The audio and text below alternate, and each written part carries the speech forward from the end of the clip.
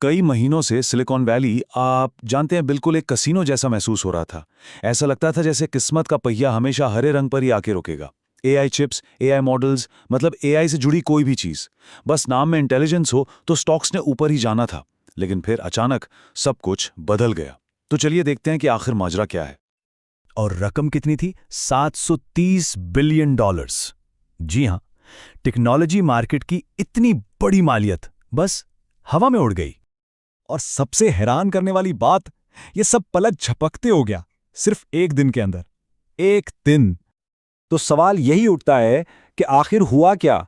अचानक ऐसा क्या हुआ कि पूरी टेक्नोलॉजी की दुनिया में एक तूफान सा आ गया? आइए इस तज्जिए में इसी सवाल का जवाब ढूंढते हैं। देखिए, ये कोई मामूली गिरावट नहीं थी, ये तो एक आलमी झटका था।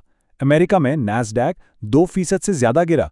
एनवीडिया, जो कि एआई की दौड़ में सबसे आगे है, वो लगभग 4% नीचे गया। पैलंटियर तो 8% तक डूब गया।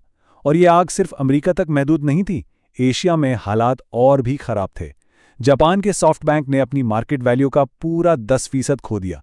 और ताइवान की बड़ी चिप बनाने वाली कंपनी टीएसएमसी, वो भी 3% नीचे चली गई। और इस सब के पीछे वजह क्या थी?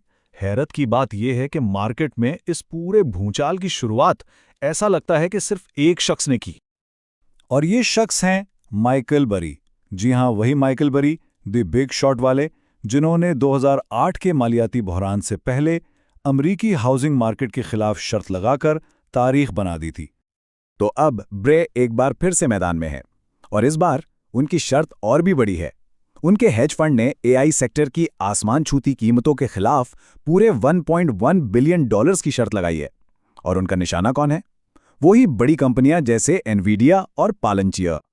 बेरी की इस हिकमत अमली को कहते हैं शॉर्टिंग या शॉर्ट सेलिंग। अब ये है क्या चीज?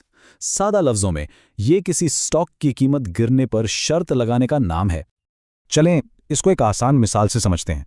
फर्ज करें कि कोई अपने दोस्त से एक नया महंगा आईफोन उधार लेता है और उसको फौरन बेच देता है।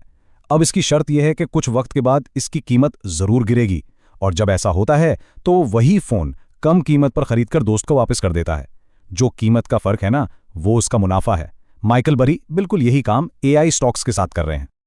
माइकल बरी का एक मशहूर कॉल है जो उनकी सोच को बिल्कुल साफ कर देता है। कभी कभी हम बुलबुले देखते हैं, और कभी कभी जीतने का वाहिद तरीका यह होता है कि खेला ही ना जाए। मतलब साफ है, उनके नजदीक एआई मार्केट एक बुलबुला है, एक गुब्बारा है जो किसी भी वक्त फट सकता है।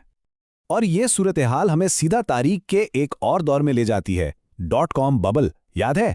इस वक्त भी इंटरनेट को द नेक्स्ट बिग थिंग समझा जा रहा था, और अधूरे आइडियाज पर अरबों डॉलर्स लगा दिए गए थे। नतीजा, नैस्डैक ने अपनी 80% कदर गंवा दी। आजकल बहुत से माहिरीन को यही डर है कि कहीं तारीख अपने आप को दोहरा न दे। लेकिन क्या ये इतना आसान है? क्या एआई का जोश वाकई .com बबल जैसा है, या फिर इस बार मामला कुछ मुख्तलिफ है? चलें जरा हकायत पर नजर डालते हैं। पैलंटियर, हाँ वही कंपनी जिसके खिलाफ बेरे ने इतनी बड़ी शर्त लगाई है, उसने अपनी आमदनी में 63% इजाफे की रिपोर्ट दी है। ये कोई छोटी बात नहीं, ये असल हकीकी तरक्की है।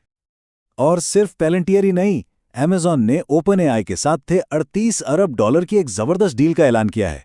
इससे साफ पता चलता है कि एआई की दुनिया में असली कारोबार हो रहा है और असली पैसा लगाया जा रहा है।